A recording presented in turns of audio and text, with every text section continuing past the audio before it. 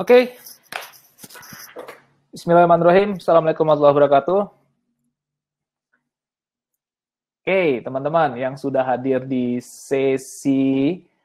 menu session, saat ini kita akan ada sesi mentoring bersama saya. Kita akan bahas gimana caranya mengenerate ide dengan teknik bertanya.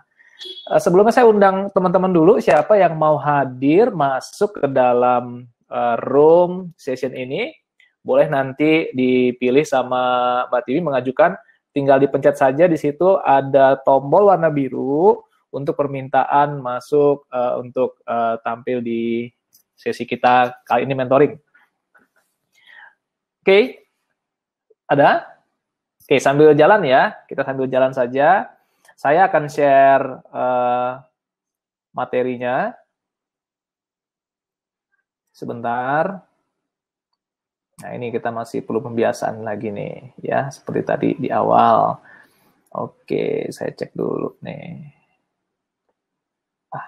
Sip ini, udah bisa. Sebentar.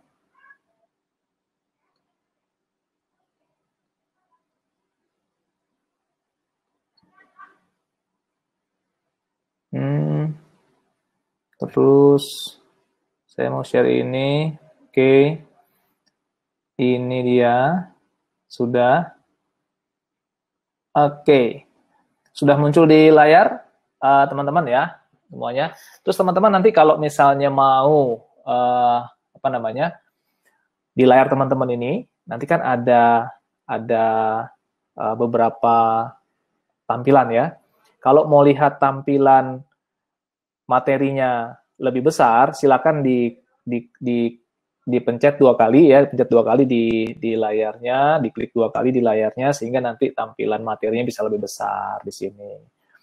Oke, saya mau pastiin dulu bahwa saya sudah masuk ya ke teman-teman semua. Sebentar ya.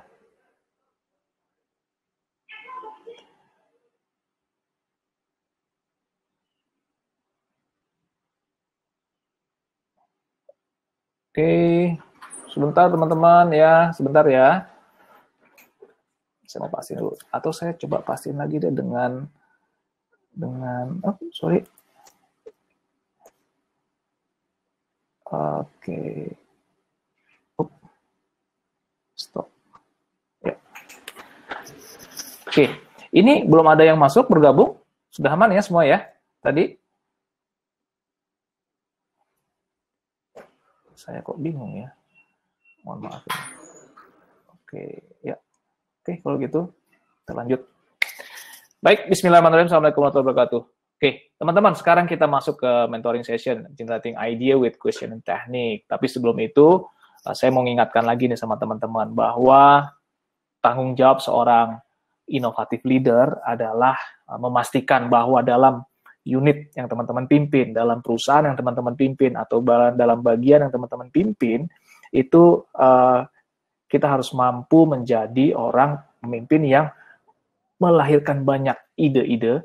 Kemudian juga tidak hanya itu, kita harus juga mampu mengajak orang-orang di sekitar kita, tim kita, atasan kita, rekan kerja kita, bawahan kita, untuk mau mewujudkan ide yang sudah kita pilih menjadi sebuah solusi, dan kemudian kita mesti yang ketiga merealisasikannya. Jadi tidak hanya mengenerate ide, tapi juga harus mampu merealisasikannya menjadi sebuah solusi-solusi yang diimplementasi dan dipakai oleh kita. Itu ya. Nah, teman-teman, saya akan memulai ini dengan sebuah gambar ini nih. Nih dia. Oke. Ini gambar apa? Kamera Polaroid. Saya nggak bahas tentang kamera Polaroidnya, tapi saya mau bahas tentang lahirnya terobosan kamera Polaroid ini. Saya mulai dengan ceritanya begini nih. Di tahun 1943, saat itu co-founder, waktu itu belum jadi nih. Jadi co-founder Polaroid itu Edwin Land namanya, sedang jalan-jalan sama keluarganya, berfoto-foto gitu ya, liburan berfoto-foto. Terus anaknya umur 3 tahun nanya, ayah, aku mau lihat dong fotonya. Nggak bisa, itu nanti kita mesti proses dulu. Terus pertanyaan anak yang 3 tahun itu bilang gini, ayah kenapa sih kita mesti nunggu beberapa saat, beberapa hari hanya untuk sekedar melihat gambar? Nah, ting, dari situ si Edwin Land juga berpikir, oh iya ya, kenapa ya mesti begitu ya? Nah, dengan kekuatan pertanyaan seperti itu menjadikan seorang Edwin Land, kemudian dia datang mungkin ke kantornya gitu. Jadi datang, saya kebayangnya gitu tuh, dia datang, dia kumpul sama timnya, kumpul yuk. Saya nih ada pertanyaan nih tadi dari anak saya nih kemarin itu. Kenapa ya kita mesti nunggu berapa saat untuk melihat sebuah gambar saja atau untuk mendapatkan hasil sebuah foto? Nah, dari pertanyaan itulah kemudian lahirlah ide-ide gimana caranya biar kita nggak usah nunggu ya. Itu pertanyaan-pertanyaan seperti itu yang bikin ide-ide kreatif muncul. Atau gimana caranya ya, bisa nggak ya kita, mungkin saya kebayang gitu ya pada saat itu, gimana caranya kita bisa menghasilkan sebuah foto, gambar yang langsung bisa dinikmati sama orang yang memotonya. Nah, dari pertanyaan begitu timbullah ide-ide kreatif. Ya singkat cerita lahirnya kamera Polaroid yang dibuat oleh Edwin Land ini, salah satunya sebagai penemunya. Oke teman-teman, saya mau kasih intinya adalah dengan pertanyaan kita mampu menciptakan sebuah terobosan. Terobosan diciptakan dari mana? Dari adanya ide-ide. Ide-ide itu datang dari mana? Dari orang-orang di sekitar kita. Kalau misalnya orang sekitar kita tidak punya ide, atau orang sekitar kita sebetulnya punya ide tapi takut menyampaikannya, nah sebagai seorang inovatif leader, apa yang mesti kita lakukan? Salah satu kemampuan kita adalah dengan menggali ide-ide itu dengan melakukan teknik bertanya. Gitu teman-teman. Nah, ada satu lagi, saya menyampaikan, setiap organisasi, setiap bisnis pasti membutuhkan ide-ide solutif untuk menghadapi setiap permasalahan dan tantangan, agar organisasi atau bisnis semakin tumbuh dan berkembang. So, teman-teman, ide-ide itu dibutuhkan untuk apa? Untuk bisa bertumbuh dan berkembang. Sustain, bertahan dari permasalahan yang ada di era pandemi ini. Banyak bisnis yang tumbang, banyak organisasi yang tumbang karena mungkin tidak mampu cari tahu gimana caranya bertahan, sustain.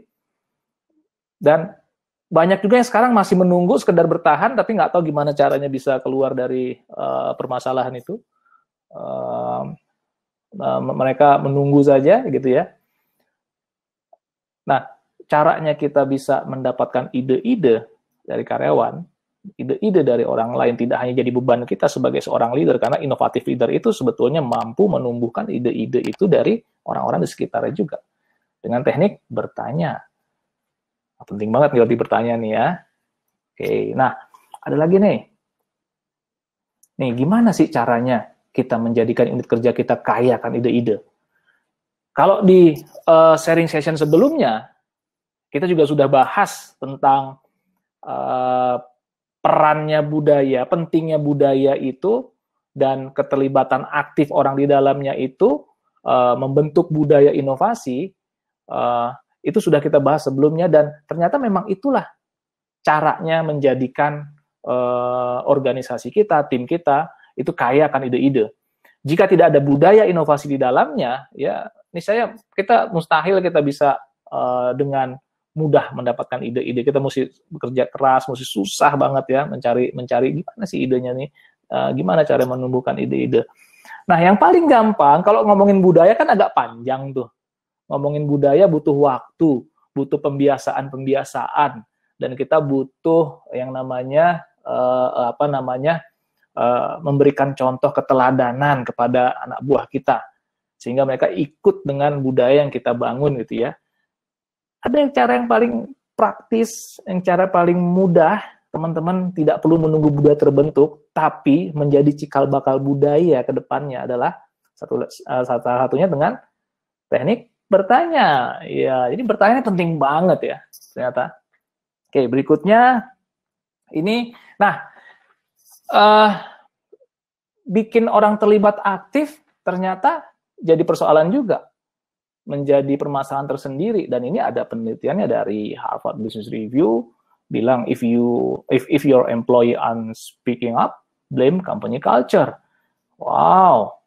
Jadi kalau misalnya kita dikelilingi oleh orang-orang yang pelit atau takut memberikan ide, atau nggak peduli, atau dia tidak punya concern terhadap kerjaannya, ya kalau menurut ini ya salahkan budaya di organisasi kita, budaya di unit kerja kita. Lagi-lagi siapa yang membentuk budaya itu? Yang menetapkan, yang mereshaping, yang membentuk budaya ya tanggung jawab seorang pemimpin. Seorang inovatif leader mampu menciptakan budaya yang sesuai agar ide-ide di dalamnya, orang-orang di dalamnya punya concern, punya semangat untuk saling berbagi, semangat untuk berdiskusi, semangat untuk mencari solusi, semangat untuk inisiatif, semangat untuk menemukan jalan keluar dari permasalahan-permasalahan yang ada. Tidak perlu ditanya ketika kita sebagai leader datang, baru duduk saja, baru ini saya ada permasalahan nih, kira-kira ada solusi. Pak, saya punya ide, coba kita gini. Wah, asik banget ya kalau kita ada dalam lingkungan seperti itu, kalau ada dalam situasi seperti itu. Nah, ternyata karyawan yang tidak mau menyampaikan pendapat atau perhatian atau idenya karena ada dua hal kalau menurut penelitian ini. Yang pertama memang karena personality perspektifnya, karena memang orangnya begitu. Karena memang kita ketemu sama tim, orangnya memang personality-nya diem, nggak mau ngomong, malu. Itu. Atau jangan-jangan karena personality perspektifnya itu karena ya memang dia kapasitasnya tidak ada atau tidak tepat bekerja di bidang situ. Nah, kalau begini, maka solusinya adalah kita mesti pikirkan, jangan-jangan kita salah rekrut. Jangan-jangan kita tidak punya kamus kompetensi yang tepat, menempatkan orang, karakter seperti apa yang kita butuhkan, di bidang apa, dengan kapasitas seperti apa. Nah, untuk yang nomor satu ini, personality perspektif, coba kita cek lagi rekrutmen kita. Ya, ini kita salah rekrut. Atau kalau misalnya sudah benar nih, yang kedua, situasional perspektif. Jadi, orangnya sudah tepat, orangnya sudah punya kapasitasnya, tapi karena lingkungannya, karena iklim kerjanya tidak kondusif, karena kitanya sebagai atasan tidak menciptakan situasi yang mendukung, maka ide itu juga tidak muncul. Maka orang-orang kan takut berbicara. Karena gaya kepemimpinan kita yang terlalu directing, maka orang-orang jadi males ngasih masukan. Udahlah, percuma ngasih masukan. Toh nanti juga yang dipilih idenya si bos. Udahlah, percuma kita ngasih masukan. Karena kalau salah diomelin. Udahlah, jangan kasih masukan. Nggak usah. Yang ngasih masukan juga nggak dikasih penghargaan. Nah, jadi situasi perspektif juga menyebabkan orang tidak mau menyampaikan pendapat. Tapi teman-teman, sekarang di sesi saat ini kita akan melatih cara kita bertanya. Ya, salah satu teknik bertanya yang menjadikan orang mau dengan santai, tanpa takut untuk menyampaikan pendapatnya. Asik aja, asik banget tuh kalau kita punya kemampuan itu. Asik banget kan? Oke, kita lanjut ya. Bentar. Nah, sebelum masuk ke situ, satu lagi nih Peter Drucker juga bilang 9 hal yang selalu dipraktekkan oleh seorang pemimpin yang efektif, katanya 2 di antaranya paling atas adalah they ask what need to be done, they ask what is right for the enterprise. Selanjutnya, yang lainnya they develop, they took responsibility. Ternyata 2 yang di atas, yang paling fundamental adalah they ask, mereka bertanya. Tuh teman-teman, jadi seorang leader harus punya kemampuan bertanya. Nah, bertanya di sini, yang kita akan latih hari ini adalah bukan sembarang bertanya, tapi creative questioning. Karena creative questioning akan melahirkan jawaban-jawaban yang kreatif juga. Powerful question akan menghasilkan jawaban yang powerful juga. Nah, question yang sekedarnya ya akan menghasilkan jawaban yang sekedarnya juga. gitu ya. Jadi kita akan fokus kepada creative questioning. Oke? Baik. Gimana sih caranya creative questioning ini? Sebelum masuk ke caranya, saya mau ngasih tips dulu. Karena dalam bertanya itu ada teknik-tekniknya. Kita akan menjadikan kan ketika kita bertanya itu kita kepingin orang yang menjawab itu dengan berani tanpa harus takut-takut salah. Kita ingin bertanya itu menjadikan mereka itu mengalir, tidak hanya sekedar ya tidak, udah belum. Nah itu ada teknik-tekniknya ya. Yang pertama tipsnya yang saya mau kasih building repo.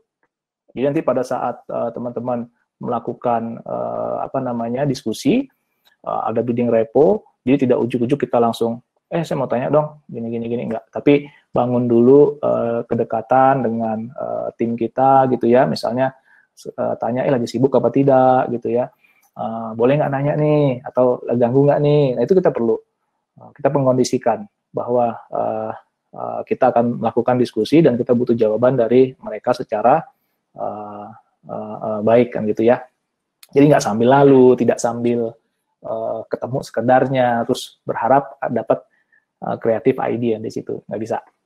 Jadi mesti building repo dulu awalnya. Yang kedua, ajukan pertanyaan terbuka, open-ended question. Seperti apa sih open-ended question itu? Open-ended question itu adalah pertanyaan yang jawabannya tidak pendek, tapi yang bisa mendeskripsikan. Ya teman-teman mungkin udah tahu ya open-ended question. Jadi contoh, kalau misalnya close-ended question, sudah makan belum? Sudah, belum. Nah itu jawabannya cuma sudah, belum. Tapi kalau open-ended question, tadi makan apa? Oh, tadi saya makan ini. Gimana rasanya? Nah, rasanya itu begini. Nah, itu open-ended question, teman-teman. Nah, yang ketiga tipsnya adalah nanti ajukan satu pertanyaan di satu waktu. Jangan di dalam satu kalimat itu ada 2-3 pertanyaan yang habis itu saya mau jawab mana dulu ya. Jadi jawabnya itu satu persatu. Mengajukan pertanyaan itu satu persatu. Bagaimana pendapat Anda tentang produk yang kita develop?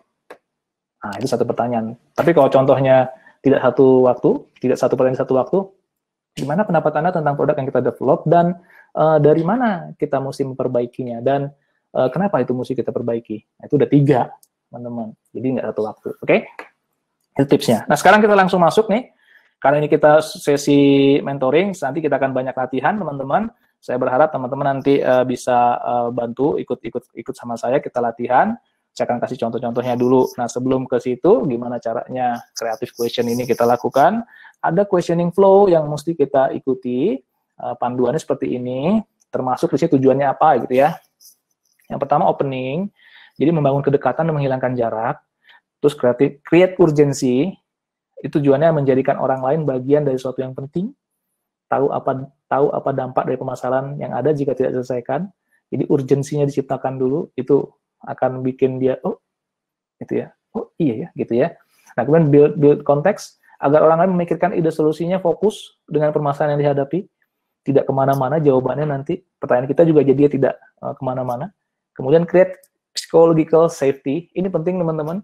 Psychological safety ini agar menjadikan orang tidak takut untuk menyampaikan pendapat dengan menunjukkan bahwa sebagai pemimpin Anda juga tidak harus punya semua jawabannya.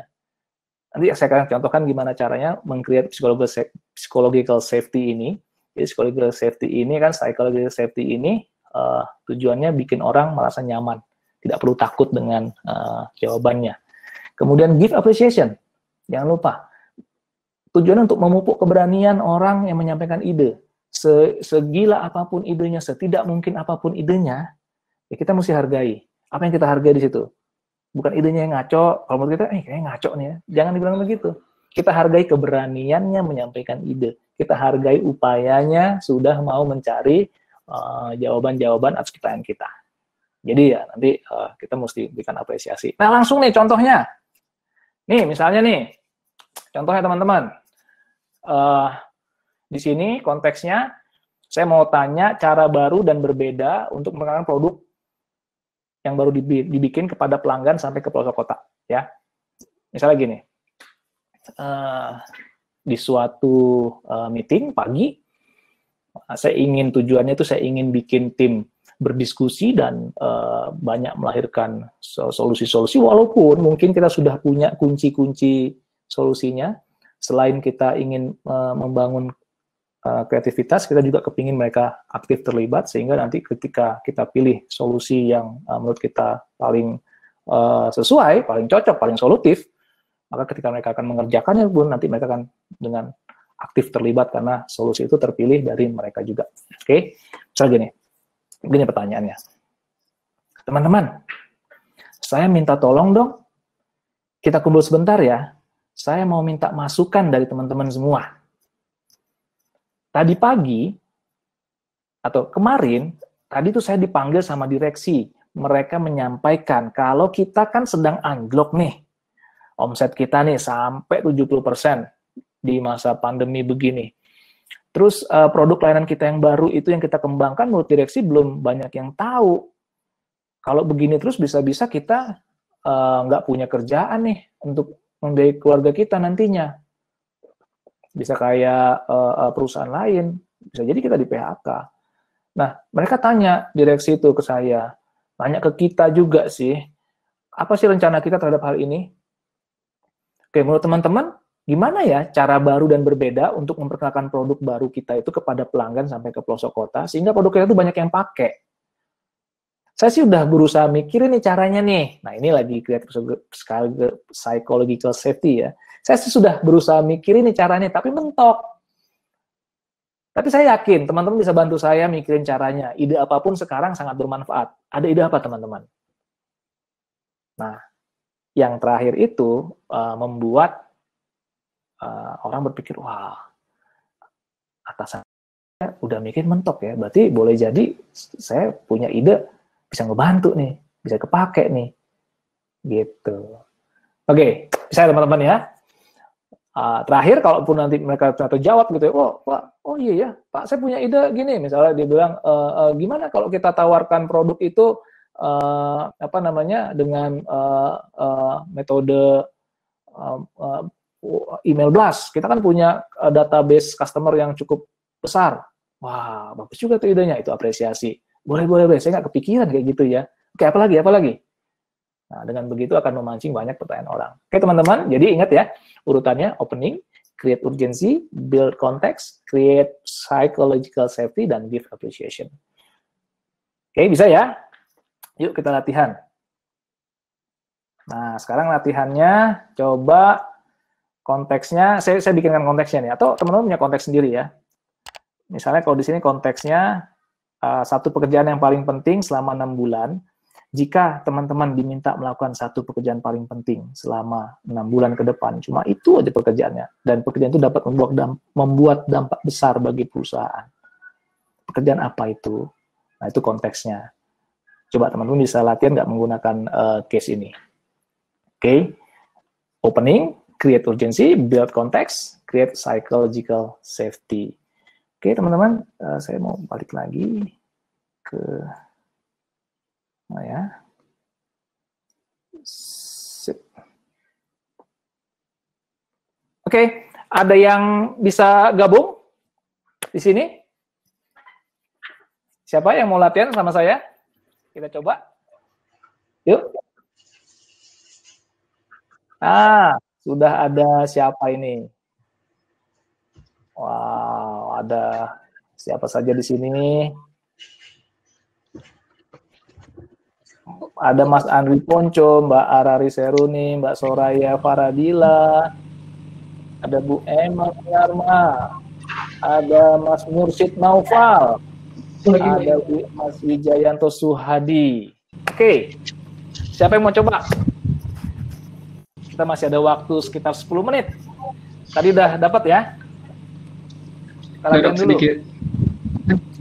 Yuk, kita mau coba duluan. Silakan. Cek. Mas Mursid Naufal ya? Oh. Siapa yang duluan ini? Silakan. Udah Mas, udah rapi rambutnya. Sip, mantap. Ini ya. Nah, dulu. Siap. Oke. Oke, terima kasih sudah gabung ya. Ada juga Mbak Eka Dewi K.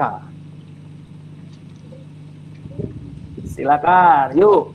Jadi tadi masih ingat ya urutannya: opening, create urgency, ya, kemudian build context, create psychological safety, dan nanti kalau udah ada pertanyaan kita jangan lupa apresiasi orang yang bertanya. Dokter Eko. Yes. Boleh dong slide-nya ditampilkan biar ada contekan gitu, kita mau latihan. Oke, saya lift dulu ya biar gantian nih. Ya, ini gimana caranya kalau misalnya saya tampilkan terus bisa tetap di sini ya, berarti ya? Ada ya, bisa ya? Nanti buat Bapak dan Ibu, nanti kan tampilan slide-nya sama semua ukurannya nih, sekecil ini.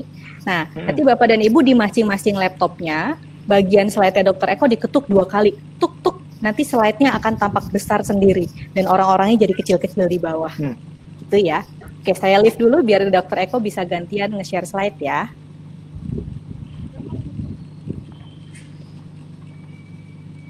Oke. Nggak apa.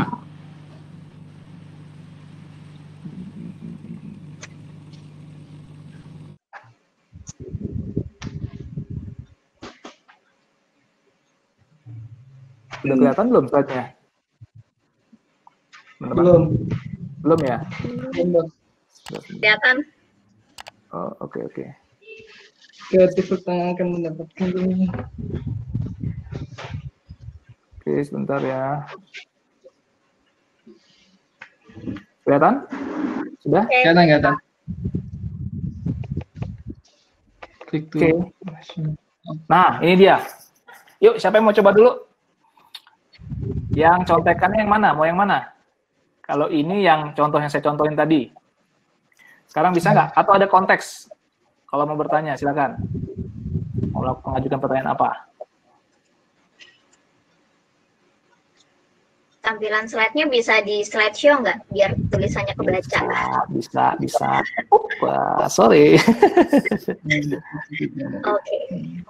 Oke. Mau lihat yang sebelumnya ini. Nih.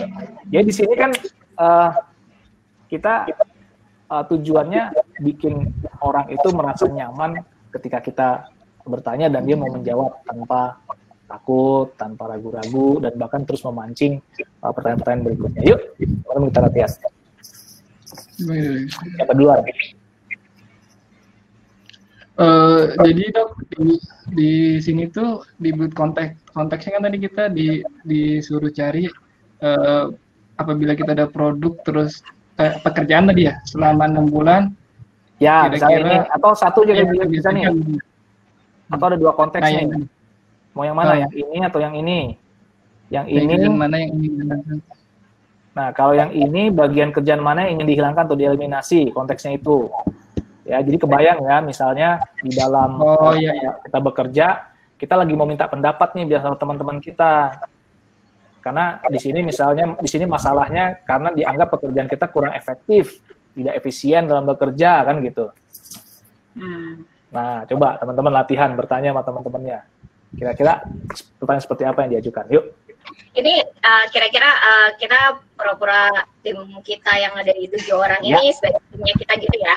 Ya, bayangin di depan kita ada tim kita sekarang. Oke, aku punya satu case sih sebetulnya, ini agak lumayan relevan. Suara saya cukup jelas ya, terdengar ya? Jelas. Oke, mungkin saya boleh minta izin Bapak Ibu semuanya saya duluan kali ya? Boleh, silakan. Oke, ini pura-puranya saya sudah ngundang semua teman-teman HR. Ini kebetulan saya pekerjaannya adalah HR dan saya lagi ngumpulin teman-teman HR tim saya untuk kayak group discussion gitu ya. Iya. Selamat siang semuanya buat teman-teman. Terima kasih sudah hadir di undangan saya. Kita akan diskusi beberapa hal yang terkait dengan proyek kita di tahun 2020 ini. Nah, buat teman-teman semuanya, kemarin kita udah ada meeting dan kita udah bahas tentang engagement survey yang sudah kita lakukan di perusahaan. Nah, ini ada yang menarik nih, bahwa dari manajemen kita salah satu yang paling rendah dari engagement survey kita kemarin dari sisi stay-nya adalah dari tim HR. Nah, ini sangat penting banget karena kita kan sebagai seorang HR itu adalah sebagai change agent, dan kita juga jadi contoh untuk semua rekan-rekan karyawan kita yang lain di fungsi-fungsi yang lain. Nah, harusnya kita bisa berpikir apa ya yang harus kita bisa lakukan HR ini lebih solid lagi.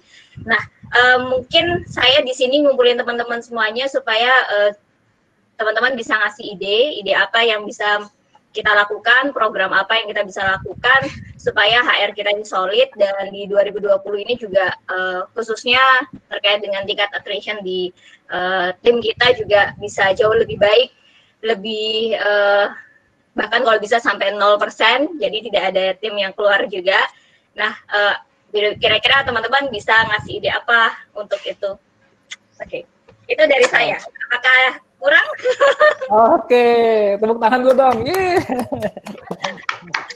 Wah, jadi udah secara urutan tuh udah ada semua nih, ya kan? Jadi openingnya tadi sudah disampaikan, urgensinya juga yang saya tangkap urgensinya tim HR-nya itu capaian engagement survei-nya sangat rendah dibanding yang lain kan, padahal tim HR itu sebagai contoh, betul ya tadi gitu ya? Iya betul. Urgensinya itu yang mau dibangun kan? Yes. Nah kemudian di konteksnya juga sudah disampaikan tuh, tapi sekedar masukan, saya masih ngerasain ada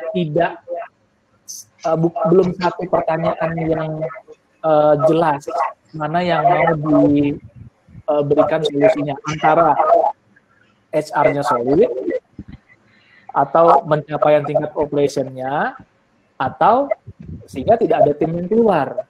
Nah, ini perlu lebih jelas lagi. Karena begitu kita misalnya mengajukannya tidak satu pertanyaan dalam satu waktu, tadi kan kita ada tipsnya itu di depan. Kita mesti mengajukan satu pertanyaan dalam satu waktu.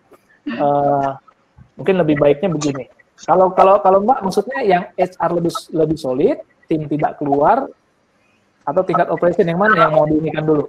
Sebenarnya konteksnya itu adalah supaya kita lebih solid.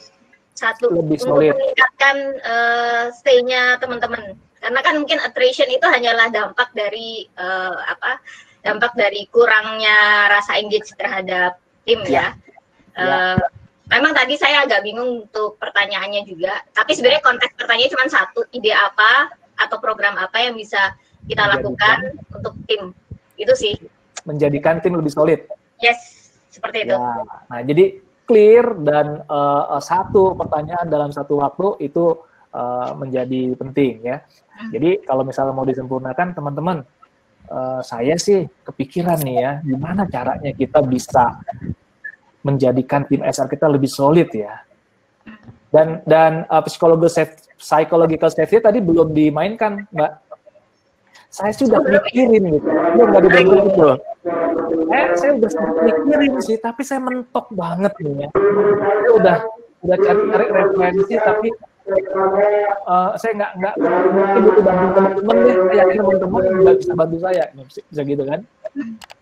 Gimana cara kita bisa menjadikan tim lebih solid? Saya udah mentok mau bantuin dong teman-teman. Gitu Mbak. Oke. Ya, mau coba lagi. Coba lagi. Oke, coba sekali lagi ya. Dengan ekspresi yang juga lebih friendly gitu ya, lebih santai. Sehingga orang nanti juga kalau kitanya santai, orang menjawabnya juga dengan santai. Gitu. Oke. Mungkin aku tadi agak grogi sih. Oke, aku mungkin ngulangin dari awal kali ya. Boleh, iya sekali. Yuk. Oke, selamat siang teman-teman semuanya. Terima kasih sudah join di acara di meeting kita kali ini. Nah, ini ada topik penting yang cukup krusial yang harus kita diskusikan bareng-bareng, karena teman-teman semuanya kemarin kan sudah mengikuti meeting kita dan sudah mendapatkan hasil dari engagement survey.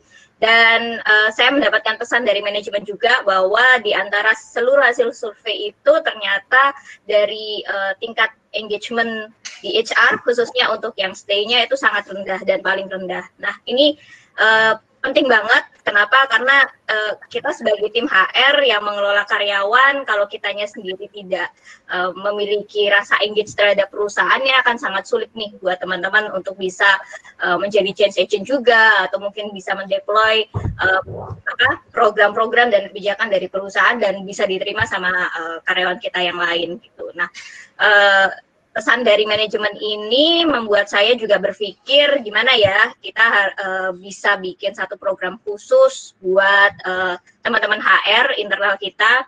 Nah, kemarin mungkin saya sudah mikirin tentang pelatihan nih, cuman mungkin pelatihan apa yang saya harus berikan ke teman-teman ini juga masih ambiar banget. Nah, saya butuh teman-teman semuanya di sini untuk bisa berbagi ide ataupun program, misalnya teman-teman memang membutuhkan pelatihan, apakah memang program yang dibutuhkan adalah pelatihan, atau mungkin teman-teman punya ide program yang lain yang bisa meningkatkan stay-nya kita nih untuk tim HR. Karena kalau stay-nya rendah ini berarti kelihatan banget tim HR ini nggak solid. Jadi kalau kita nggak solid ya susah lah kita bisa memastikan program kita berjalan gitu. Nah, yang pasti karena nanti kita juga harus berpikir secara tim ya, dan kita juga bekerja secara teamwork ya, mungkin saya akan benar-benar kasih tempat buat teman-teman semuanya yang memang punya ide yang bagus untuk bisa jadi project leader di sini. So, mungkin anyone ada yang mau ngasih ide? Saya Bu, saya mau. Saya ada ide. Diiming-imingi project leader ini. Nah, tadi soalnya ada yang kurang kan, ada appreciation ya. Iya, apresiasi bisa kita sampaikan nanti pada saat sebetulnya ketika tim udah betul-betul bertanya, berani, baru kita apresiasi. Oke. Gitu. Iya, tapi boleh juga kayak tadi, tapi jangan sampai kita hati-hati terjebak pada memodifikasi atau memanipulasi orang biar mau bertanya dengan iming-iming. Hati-hati, nanti kita nggak dapat ide-ide yang jernih, ide-ide yang real gitu ya. Dia sekedar memberikan ide hanya untuk itu kan. Tapi boleh juga sih, nggak apa-apa. Oke, Bu. Tadi saya pikir, wah ini mulai masuk nih, mengarahkan. Jadi jangan juga sampai kita bertanya itu mengarahkan. Misalnya tadi saya pikir udah hampir, ada mengarahkan nih. Gimana cara menjadikan kita lebih solid? Saya udah mikir sih caranya, memberikan pelatihan gitu ya. Nah itu sudah ada solusi. Gitu seolah-olah. Hati-hati. Tapi tadi ternyata Mbak lanjutkan lagi, tapi saya nggak yakin ya program pelatihan-pelatihannya juga masih, saya nggak ngerti deh mesti seperti apa nih. Atau ada ide-ide lainnya selain pelatihan mungkin ya. Itu bagus tuh. Oke. Good. Thank you, makasih. Oke, yang lain siapa lagi yang mau nyoba? Silakan.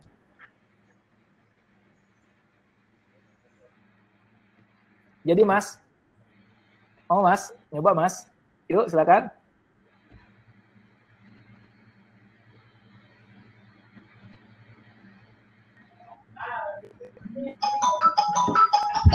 Apalagi kita masih ada waktu. Wah. Saya mau coba boleh Kak? Boleh, silakan Mbak. Pakai bahasanya harus resmi nggak sih? Enggak, santai aja. Sesuai dengan lingkungan kerja kita. Anggap aja nih kita lagi tempat kerjanya Mbak. Oke. Saya coba ya. Ya. Guys, yuk ngumpul bentar ya. Ada yang perlu ada yang perlu kita obrolin dulu. Jadi gini, kemarin itu kan ada meeting dari BOD nih. Nah, salah satunya itu ternyata permasalahan di lapangan itu teman-teman kita belum bisa melakukan profiling.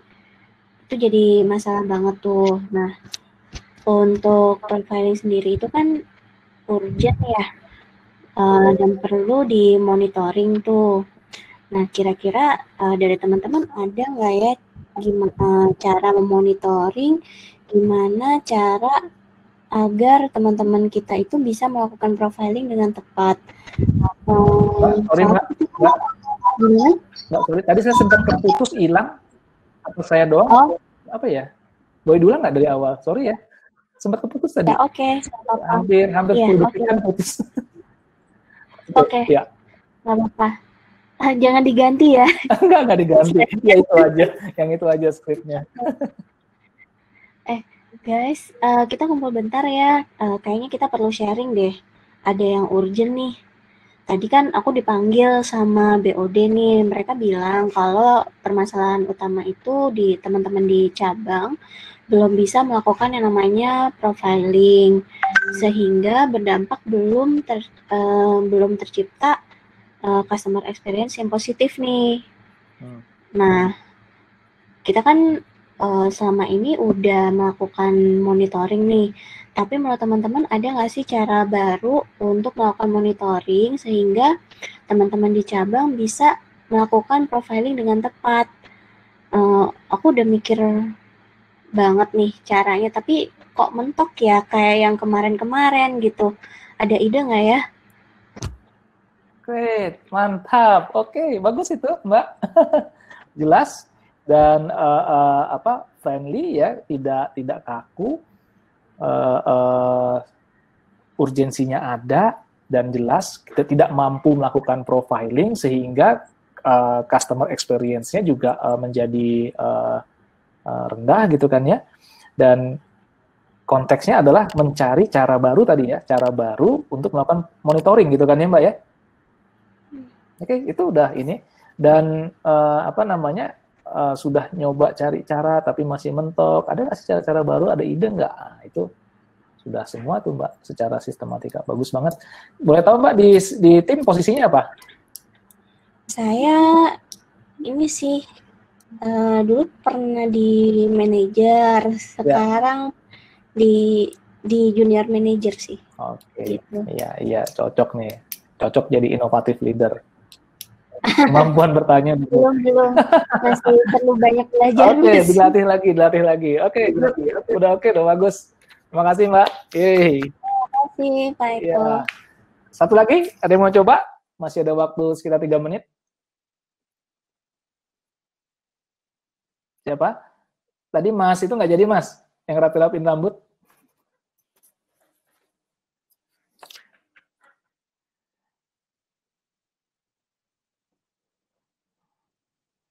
Oke.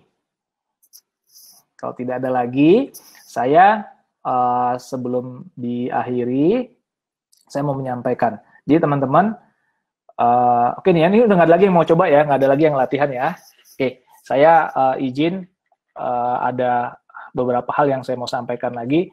Teman-teman, mesti ingat, dalam setiap organisasi itu selalu ada saya bilangnya sistem imun ya. Saya pakai pendekatan analogi di medis kedokteran. Di tubuh kita ini ada sistem imun. Sistem imun itu tugasnya adalah dia menangkal adanya zat-zat baru yang masuk ke dalam tubuh, zat-zat asing, dianggap benda-benda asing.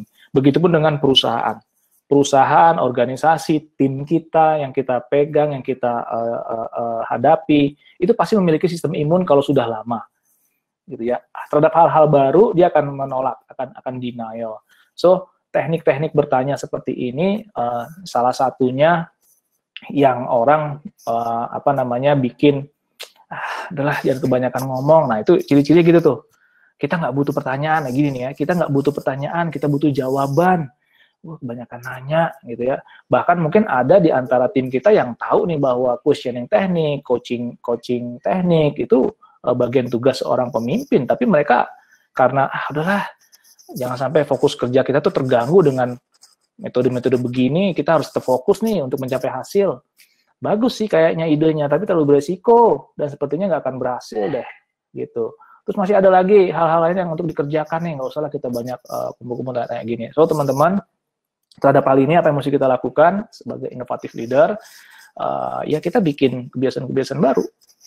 Kita kasih ke tubuh kita itu, kita kasih ke organisasi kita, namanya juga organisasi, organ, ya kan, tubuh, gitu kan ya, itu ya hal-hal baru ini ya untuk merubah kebiasaan yang lama. Kita tidak akan mungkin bertahan dengan hanya satu cara yang lama. Kita mesti ketemu cara-cara baru. Nah, teknik bertanya ini kita mesti ubah, ya kan, jangan pakai cara yang lama teknik bertanyanya. Kita pakai cara yang baru, kreatif. If you want creative ideas, you need creative question. So, let's generate lots of them and start questioning now. Oke teman-teman, terima kasih. Terus berlatih ya, biar kemampuan bertanya semakin terasa. Assalamualaikum warahmatullahi wabarakatuh. Mbak Tiwi, saya sudah selesai. Terima kasih teman-teman ya. Saya ini dulu nih, saya tutup dulu.